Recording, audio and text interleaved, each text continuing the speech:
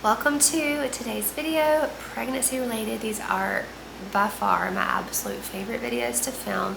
I love sharing all of the daily life stuff, all of the cooking, but talking about pregnancy and sharing about pregnancy and just motherhood in general is truly my passion, and I'm so thankful and grateful that y'all have reached out to me with questions like this. So I have a question box that you can submit questions to. It's a Google document, and I just get all the questions in one file and I go through them and I'm answering the questions one by one in these videos. So this is the third video I think I've made like this, so I'm really shocked that I'm still getting questions come in, but I'm so blessed that I have had the opportunity to talk about this and share my experience in this and encourage some other mamas in these areas, whether some of these are pregnancy related, some of these are just related to having children in general. So that's what we're going to talk about today. Before we jump into the questions, I want to share a quick little story about something that's been fresh on my mind lately, because my oldest child had a birthday yesterday. And I think as mamas, when our oldest children have birthdays, we're always reflecting upon when we became a mama. I believe we truly become moms at conception, but when we actually have this baby in our arms, it feels like the true entry into motherhood, though a lot of the preparation does start in the pregnancy. So I was reflecting upon his birth and thinking about how it went. And if you haven't heard my story on that, I shared it was a hospital birth. It was my only hospital birth, and kind of opened my eyes to the whole world of birth.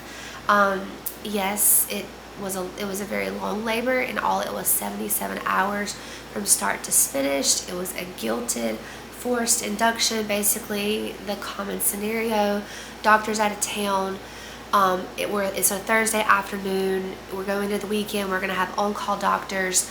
My doctor was not even available on call. She was not even available that day. She had a family event out of town, so she was not there. So I was forced by another not so friendly doctor to have an induction. Basically, I was told that my baby was going to die if I did not induce that Thursday, because I did not have another appointment until Monday, that I'll probably have a dead stillborn baby if I did not have baby that day. So tears rolling down my face. I'm calling my mom, talking to my husband. I'm like, I don't want to do this, but they're telling me that my baby's gonna die. Basically just all of the heartstrings are being pulled onto mama. The whole, if baby's healthy, everything's fine. All we want is a healthy baby. And that's true. We do want a healthy baby, and I did have a healthy baby. We had a very long labor because I truly believe he was not ready. He was not in the optimal position. There were some complications with him turning. We knew that because I was having cervical checks. His head was slightly tilted. I was threatened with C-sections. I was offered an epidural multiple times. The whole saying of, well, your contractions are getting a little closer. If we just up the Pitocin, they'll come even closer together and we'll have baby even quicker. If you get in too much pain, we can give you the epidural. Just constantly talked up these interventions. And if that's something that you're okay with, great, but that was not something I was okay with personally, and they knew that. I had voiced that. I had a doula who voiced that. My husband was voicing that, but it was continually being offered. So it was just the typical story, the cascade of interventions.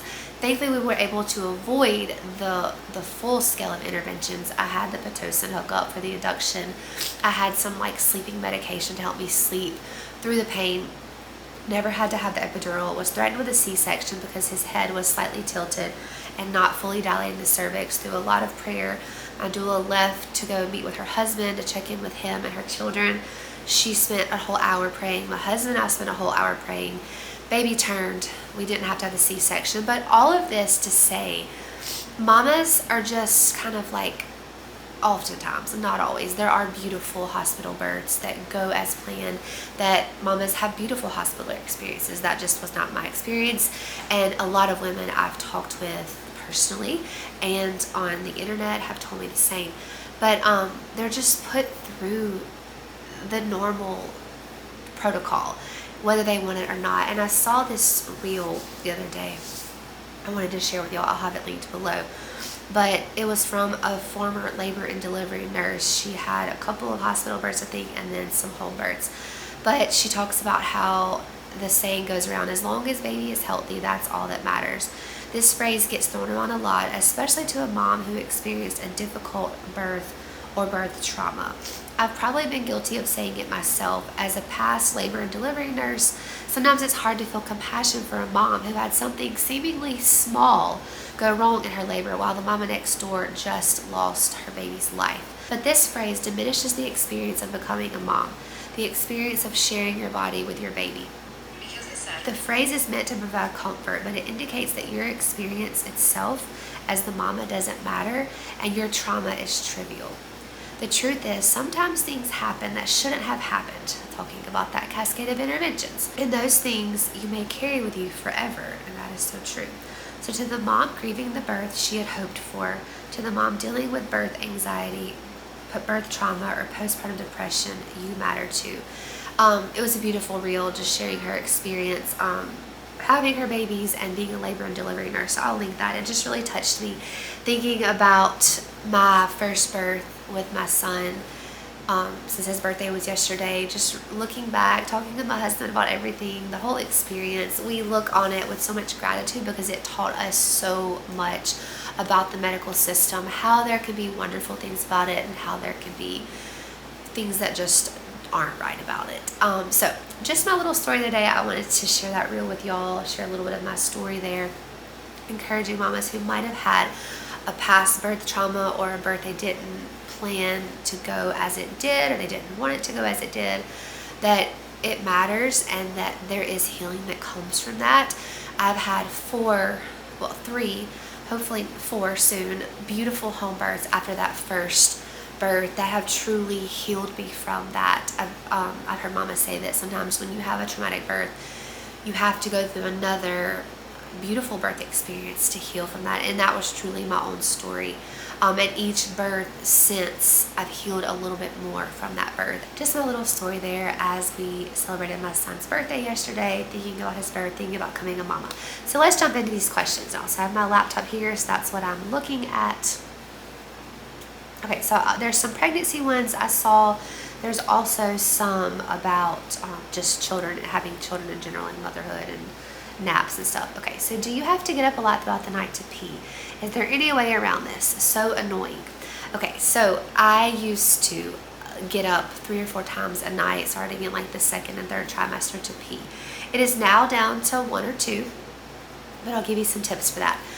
The liver does its detoxing, I believe it's between 1 and 4 a.m. It might be 2 and 4. And that was the time I was waking up the most.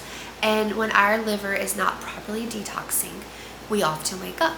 And that is all just liver support, going to bed with adequate protein. I like to go to bed with some sort of protein in my body. Typically this is about a cup of milk with a splash of cinnamon, a little bit of the Equip Prime protein powder. This can be anything that has some sort of protein, just to take you to bed. I know a lot of people are against eating before going to bed, but when I was not doing this and not giving my body some protein through the night, I was waking up a lot more to pee. Or if I was ending the night with not enough protein, like too many carbs, too much fat, not enough protein with it. So that has helped me tremendously. This was like my first 2 pregnancies. I was waking up 3, 4 plus times a night to pee. My 3rd, 4th, and now 5th, it's down to 1 or 2. I still do feel like I pee more than normal, but it's not near as much by having that protein before bed and helping my liver detox properly. Dandelion tea helps with that. Red raspberry leaf tea helps with that. I've been drinking beet kvass this pregnancy that can help with liver support. So just look up liver support, and if you notice you're waking up between 1 and 4 most commonly, like multiple times in that window, that's probably an indicator that your liver needs some support, and that can help you from getting up as often to pee. But yes, it is very annoying, but it's much better when you're only getting up once or twice than 3, 4, 5 plus times. Because at one point I remember in pregnancy, it was like every hour and a half I was waking up to pee, and that just totally helped when I started going to bed with protein in my body, helping my liver to support itself through the night. Also doing things like dandelion tea, beet kvass, just teas are great. They're a great liver supporting teas. One of the most popular is dandelion. Okay. Could you share your experience on baby sleep with each of your kids? My husband works in law enforcement with a tough schedule and needs good quality healthy sleep to keep up with that lifestyle. We currently have a 13-month-old who is still nursing and sleeping in bed with us. We tried bed sharing around we tried sleep training around 6-7 months and gave up and decided to give us all the best sleep, which was to let her sleep with us. We don't mind it at all and love the cuddles, but selfishly we would like to have some alone time as well, which is really hard to come by since she does not want to be in her own room alone night or day. Would you mind sharing your experience in this area, like how to balance co-sleeping but also having time with your husband? Okay, I always laugh when I get this question because I used to think the same thing. How am I ever going to have more children if my children are in my bed? But if you notice, a lot of the families who have a lot of children co-sleep. And in the past, their families always had more children, 4, 5, 6, 7, 8 plus children, even up to 12. And a lot of times those families slept in one-room houses. This is a thing of the past. It's not something we do now, co-sleeping, bed sharing very much past a certain age. So she mentions it's a 13-month-old. I also have a 14-month-old now.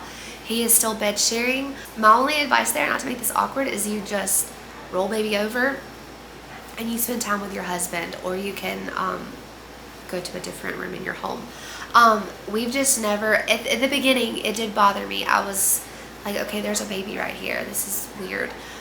But then I just realized this is a thing of our society. People in the past, that was not a thing to them. So I don't really have any advice on getting baby out of your bed, just more so changing your mindset around that. If this is your only baby, I think you only mentioned one baby, so I would assume it's your only baby. We did not bed share with our first. We actually did sleep train him. I didn't know a lot that I know now, and he sleeps fine now. All my children sleep fine, so I'm not saying you're not going to ruin your child by sleep training. You're not going to ruin your child by letting them co-sleep, because I've done both. All of my children sleep fine now. So really, my only advice is just roll baby over and spend time with your husband. If baby constantly wants to be cuddled up next to you to nurse, that can be a little tricky. My 14-month-old is not nursing very much now. I really don't have much milk left since I'm about 6-ish months pregnant at this point. A little bit he'll comfort nurse, but he doesn't want to constantly latch. He'll easily just roll over. I can just slide him over. He does sleep in the middle of us. So, but he's a great bed share. I had 2 daughters that were not the best co-sleepers. They wanted to wiggle and cuddle and be right next to you. So, but at the beginning of the night, I've noticed baby sleeps more sound. You probably have as well. In that first 1 to 2 hours, they're much more deeply asleep, even up to like 3 or 4 hours. It's in those early morning hours that they're in that lighter stages of sleep. So I would just encourage you to spend the time with your husband in the earlier part of the night. After baby goes to sleep, just roll them over. You just kind of have to pretend like they're not there. As awkward as that sounds, but it's just a thing. But we would not have so many children. We would not continue to be populating the earth if we were afraid to spend time with our husbands with children in the room, because in the past we didn't have separate rooms for children. Families slept in one-room homes, small homes, or even like children in a little loft. So it's just kind of something you just have to shift your mindset there. So sorry, I don't have any other additional advice besides that. Could you share your experience with naps? So this one's about sleep. Could you share your experience with naps and nighttime sleep with all of your kids? We currently have one 14-month-old who still does contact naps once a day usually and sleeps in bed with us. So contact naps at 14 months and sleeps in bed at night. We don't want to sleep train because it doesn't feel right to us. Plus we don't feel like fighting her and nobody gets sleep when we do. This way we sleep pretty well, but everyone thinks we're crazy and says we need boundaries and that we need to sleep train her so she'll sleep in her own bed. I've never talked to anyone who didn't sleep train, so we're feeling unsupported and alone in this aspect. Did you sleep train? If not, then naturally grow out of sleeping with you. We're also worried because when we have another baby, God willing, how that's going to work, because we will for sure co-sleep with a newborn and we won't have room for a toddler in our bed as well. Any tips or advice in this area are appreciated. Okay. So I used to be the same way about sleep. I thought, I've got to sleep train my first, because if I have more children, I can't have him in the bed. So we sleep trained him very unsuccessfully. We started at like 6-8 weeks, because that's what the books say to do, without success. So then I just gave up. I let him just stay in our room in a crib, cry. I got up and down throughout the night. It was a very eventful, sleepless year. Had I known what I know now, I would have just put him in our bed and things would have been perfectly fine, because my next 3 children have all co-slept from birth, and it's been fine.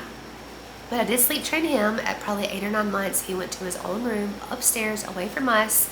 I still can't believe I did that, but people do it all the time and their children are fine. But I totally understand that you don't feel supported, because with our next baby, I co-slept from birth and didn't really, I mean, I knew people online that co-slept, but I didn't know anybody in real life. And people were like, you got that baby up in the bed with you? How is that safe? Aren't you afraid you're gonna roll over on her? Yada, yada, yada. There's a whole thing there about how mamas are connected with their babies, especially breastfeeding babies, and when they're in deep sleep, babies in deep sleep, when babies in light sleep, mamas in light sleep, our sleep cycles connect. It's a very safe, natural thing for breastfeeding mamas. That was never something that scared me. But what you're asking is, will they grow out of it if you don't sleep train? And do you have any tips on whenever we have a second baby? Okay, so first of all, I'm so sorry you feel unsupported. I 100% support you. That is the most natural, best way we've ever gotten sleep with our children, compared to our first child to our next 3 children co-sleeping. First child did not, next 3 did. The best sleep ever. I would just roll over, nurse baby, go back to sleep. My husband was usually never even disturbed unless we had a rough night of teething and baby was up a little more than usual. But he slept wonderfully. I slept wonderfully too. I just kind of woke up out of sleep, let baby latch, went back to sleep. Just a couple of cycles throughout the night, on and off. As they get older, sometimes they're a little more fidgety. You said she contact naps. 1 4-month-old, yeah, your 1 child. Okay, contact naps, I usually try to break that around 9 or 10 months, because they get so heavy and they're a lighter sleeper. So in our house, it's louder because I have older children. So if I'm doing contact naps, typically they're on my back so I can get things out with my hands. They're being woken up by older children, but I still do contact naps sometimes. With my 14-month-old, he will fall asleep on my back for the nap, and then I will transfer him to the bed. That was just something I had to learn. With my last 2 daughters, I did contact naps, but I did not transfer them. So if I put them in the wrap for the nap, the baby carrier, they were in it for the whole hour or 2 hours, and I just pushed through. But I typically try to start laying baby down for naps around 8, 9, 10 months. Sometimes it's successful, sometimes they're not. Sometimes I sleep for 30 minutes, sometimes I sleep for an hour and a half. We just got to solid hour and a half-ish naps with my 14-month-old, but I do usually put him to sleep with the contact nap in the baby carrier, and then lay him down, transfer him. Okay, so to the question about them growing out of it, yes, they will grow out of it, the sleeping. All of ours, we have, they all sleep fine now. I haven't shared this yet, but we actually implemented a family bed in our room. This is kind of newer to us. It was kind of odd at first, so I didn't really know if I wanted to share it, but we have implemented a family bed. We have 2 king-size beds side by side. My husband thought I was crazy when I first started talking about this, but our older children are welcome to come down and sleep with us in the family side of the bed. So mine and my husband still have our king bed. Our baby sleeps in the middle, so it's my husband, my 14-month-old, myself, and then I have 3 other children, and they're welcome to sleep in the other king bed if they would like. So my 2-year-old typically always sleeps down there. My older 2 kind of rotate through. Sometimes they have sleepovers upstairs in their rooms. They have alternate rooms. Sometimes they sleep downstairs in the family bed, but they have all slept just fine upstairs. We have upstairs without us, and they've all grown out of it. My son sleep trained very early on. My 2 daughters, we did not move them upstairs until about a year-ish, and then my 2-year-old came back down when we implemented the family bed pretty recently. So I guess we sort of transitioned them into their own bed just fine at around a year. Sometimes it's 9 or 10 months, but yes, they will eventually be okay to sleep without you. But A family bed is something I've been hearing more and more about. I started hearing about this on the Village Sessions podcast about child development and your child breathing better, sleeping more soundly when they're in that safe and sound environment. Children from 0 to 7 mirror their parents. So when they are close to their parents, we are their everything. So welcoming them into our space, offering them that option has been a game changer. I have noticed my mouth sleepers become closed mouth sleepers just by implementing the family bed. And like I said, my older two alternate upstairs, downstairs. They kind of rotate through. They want to sleep upstairs tonight in my son's room or in my daughter's room, or they want to sleep in the family bed. It's kind of fun for them. So that's something that I don't think is very popular, and some people think that's absolutely crazy to have a big family bed. And it might be. My husband thought I was crazy at first, but then he was okay with it, and it's been fine, and it's not messed up any of our relationship. We are still having children. So nonetheless, if that's something you want to look into, I'll link that podcast episode about the family bed and the energetics of it, and child development and breathing and mouth breathing and nose breathing, etc., etc. Last thing, God willing, if we have another baby, how we fit it in our bed. So this has been a thought of mine too. We still have our 14-month-old in our bed. We're going to have another baby in 3 months. I plan to just let my toddler, 14-month-old, he'll be 17 months old then, move to the other side of the family bed. My oldest son has already said he's going to go upstairs permanently. When the baby gets here, we'll see how that goes. But my toddler could easily fit in there with my other children if he wanted to. So that's the plan, but I have seen families that co-sleep with 2 children. They think it's nowhere possible that the toddler is going to roll onto the baby, and that could be a concern, but you can always put parents between. I don't really know how that works. If you want to try to move them to a floor bed. I had a question about floor beds. I'll get to that in a minute. Move the toddler to a floor bed, either on your side of the bed, your husband's side of the bed, across the room. That's an option, so your toddler is still in your space with you, but you have the bed for your newborn.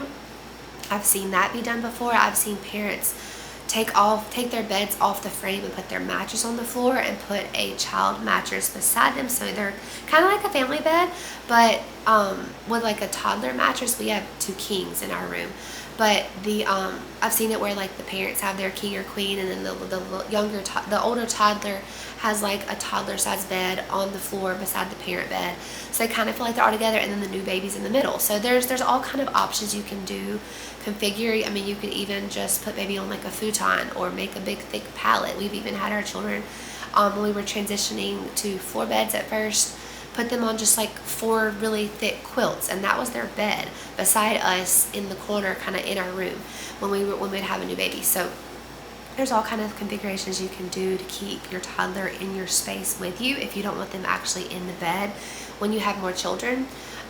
Or you can always just figure out how sleeping works with a baby and a toddler. I've seen the mama sleep by the newborn, the dad sleep with the toddler, and it just kind of works that way.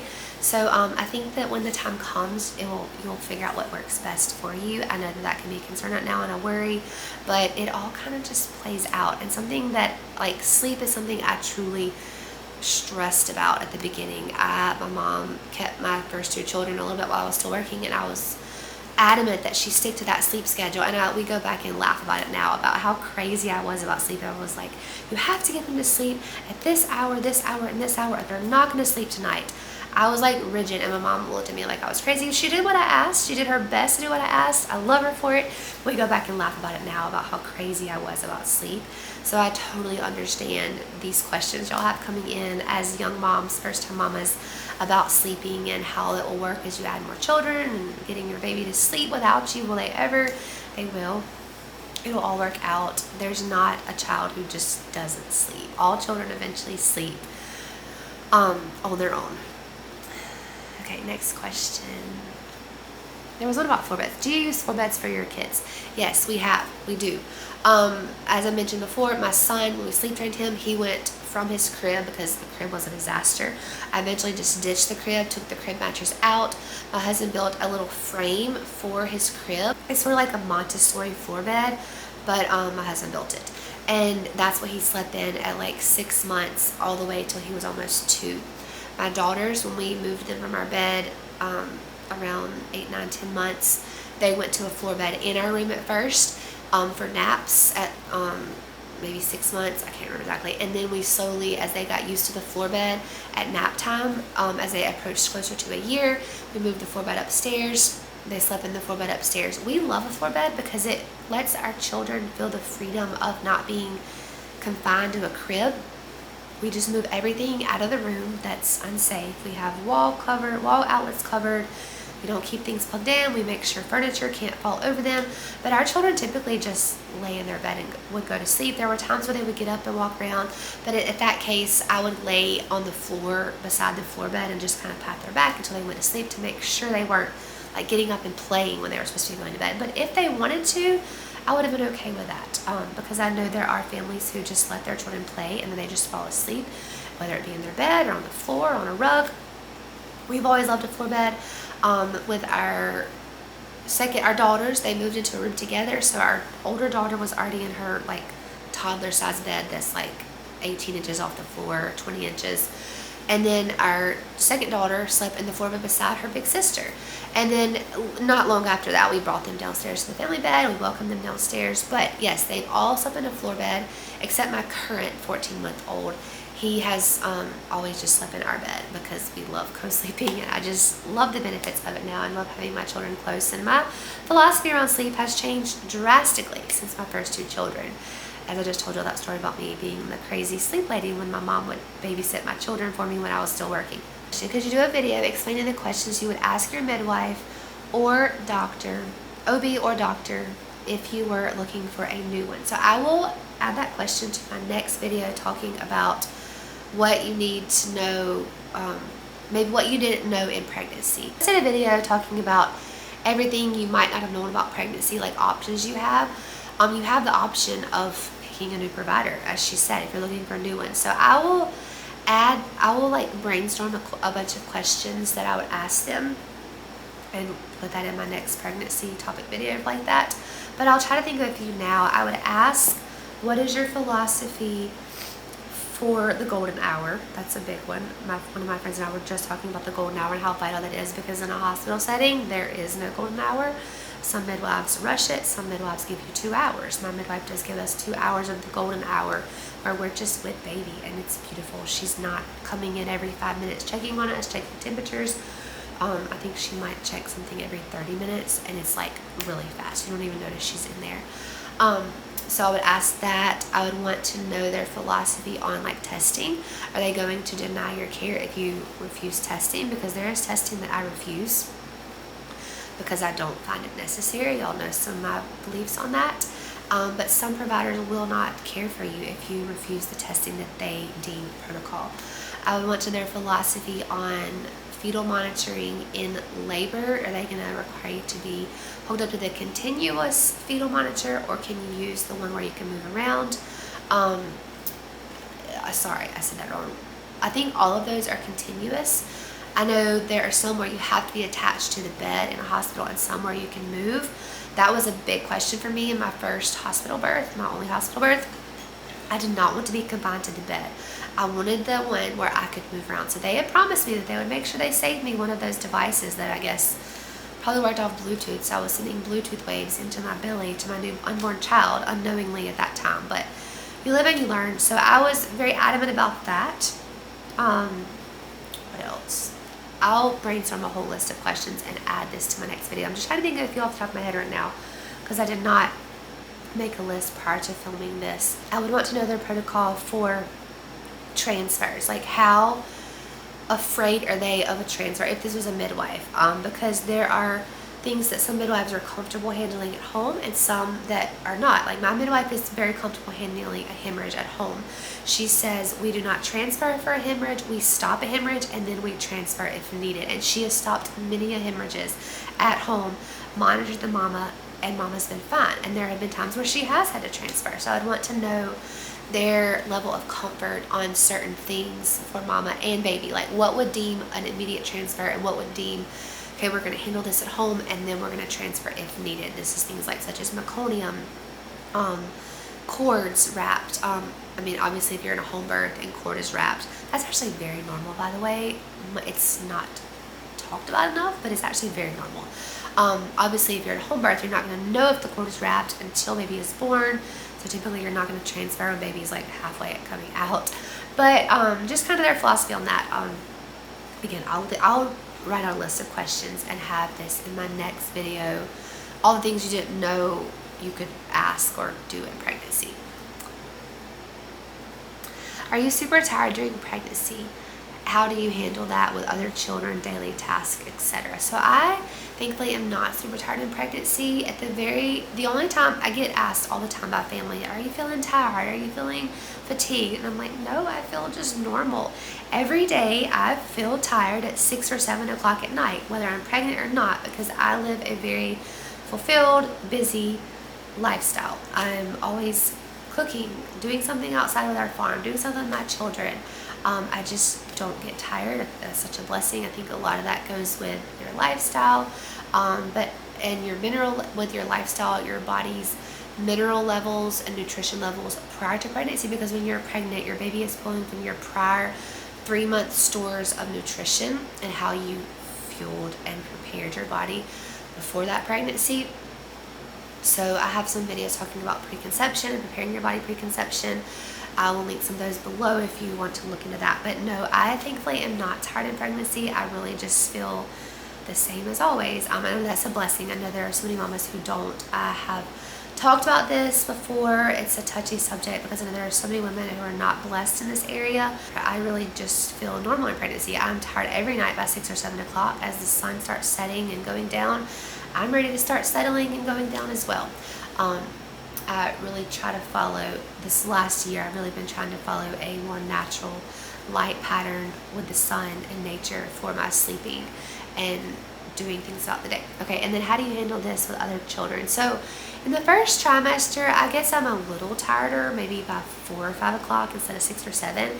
So I just get my tasks done in the part of the day that I have the most energy, which is the morning. So for you, if that's midday, get as much that you need to do in that time so that at that time you get extra tired, you can relax on the couch and just read your other children. I think our children understand a lot more if we relay to them, Mama is carrying another baby. We are going to have a new baby in our family soon, and Mama's a little extra tired today. Can we sit down and read some books together? Can we sit down and watch a movie together? Can we sit down and just cuddle together for a bit? They are much more understanding than we give them credit for. I know there's cases where children just want to be up and going and you've got to be with them, but I think if we explain more to our children the situation, they are much more likely to understand and show that compassion when we explain it to them as it really is. So I'm so sorry you are feeling more tired in pregnancy, but I would encourage you to look at your mineral levels. Are you low in magnesium, potassium, sodium? Just looking at those in your daily life, that could help, as well as your nutrition. Are you eating enough for pregnancy? I know that can be hard for some women with nausea, but it's not something I personally dealt with a lot. In the first trimester, I get everything done at the beginning of the day, so by like 4, 5, 6, when I'm kind of tired to cook dinner's usually already done, and I can just serve dinner and then move on into a relaxing part of the evening when I am more tired. What does your pregnancy sleep look like? Positions. Do you get up to pee often? Extra pillows? Thanks for all of your content.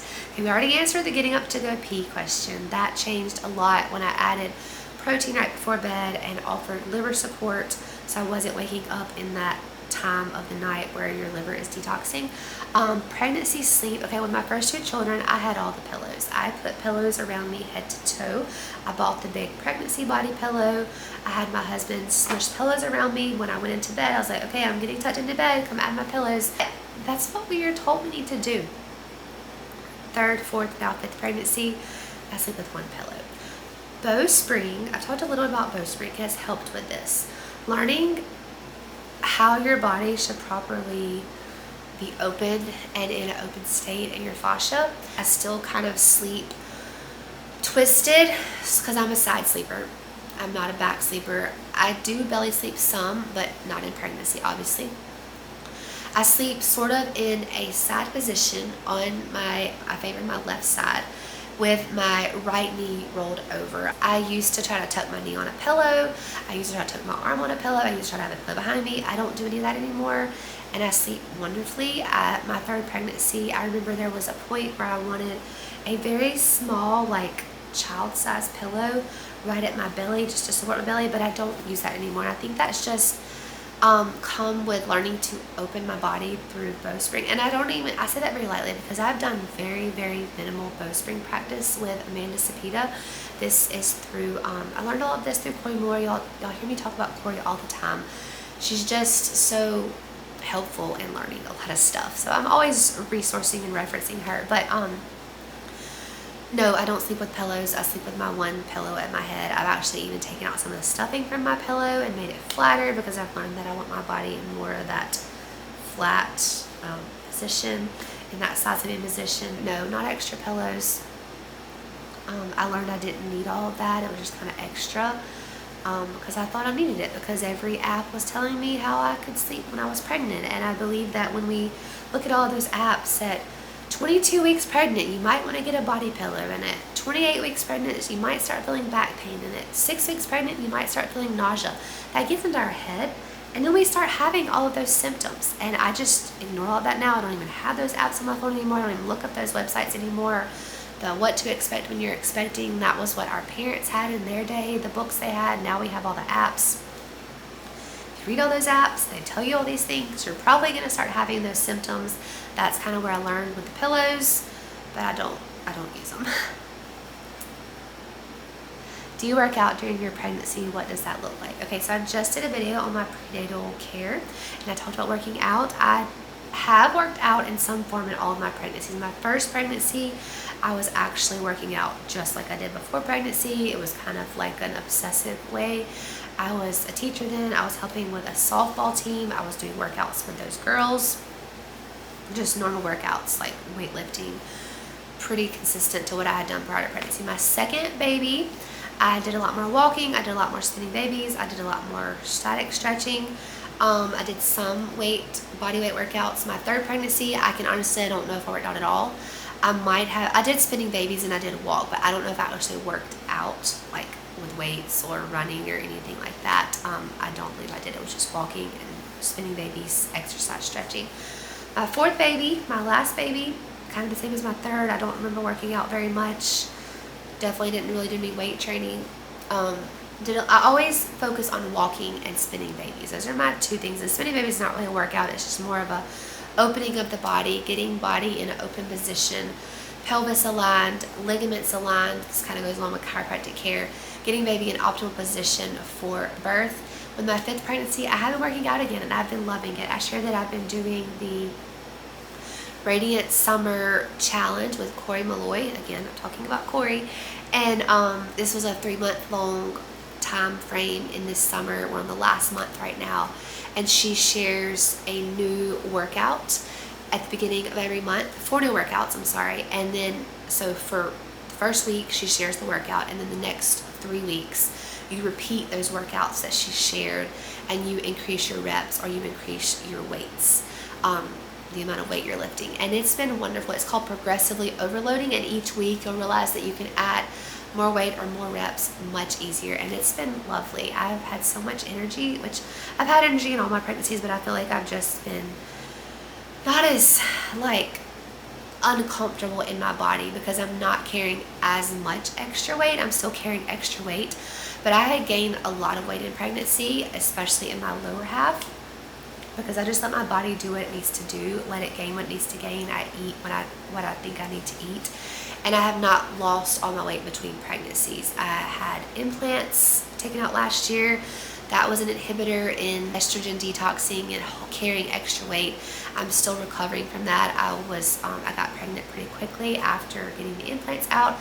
So now my body is still healing from that. That kept extra weight on my body. But I feel like doing the workouts in this pregnancy has been very effective in not feeling as uncomfortable in my growing pregnant body. Not that I felt bad in the other ones, but I feel like there was extra weight which could have also been the implants. See that women can hold weight when they have implants, but nonetheless, that's what that's looked like. My children, I typically work out in this room. This is our playroom, homeschool room. I typically put my workout mat out here, play my laptop with the workout. My children play over in this other room where they work out with me. It's been really a really fun part of this pregnancy. I work out about 3 or 4 times a week, and then do a couple of days of bowspring, a 20-minute session. I will link the free bowspring classes I've been doing. You can pay for bowspring classes with Amanda Cepeda, which is Corey's teacher. She's out of Texas, but she does virtual classes. I have not paid for any of those. I've done her 2 free YouTube video classes, and they've been wonderful. And I've also done a few of Corey's like opening the body 5-minute routines she has shared free on her Instagram. So I have not paid for any of this bowspring I've been talking about. I've only been doing the free stuff, and I've seen a lot of benefit from it. So that's not really considered a workout. That's more of just like opening and moving the body in the areas of your fascia and aligning your body and openness. Kind of just how we don't live the lifestyle of that these days. We aren't sitting on the floor. We are always sitting in comfy chairs. We're always riding in vehicles. We're not walking places like we used to. But that is the end of the questions here. This is helpful. We talked about some pregnancy stuff, some baby sleep stuff, some toddler sleep stuff, floor beds, working out. I hope you found some valuable information here. As always, I get a little chatty in these videos, but they are my absolute favorite to talk about. Anything pregnancy related, motherhood related. I just love sharing this information, encouraging other mamas in this area. If you are in the journey of preparing for pregnancy, in pregnancy, postpartum, I'm praying for you in that journey, wishing you all the best.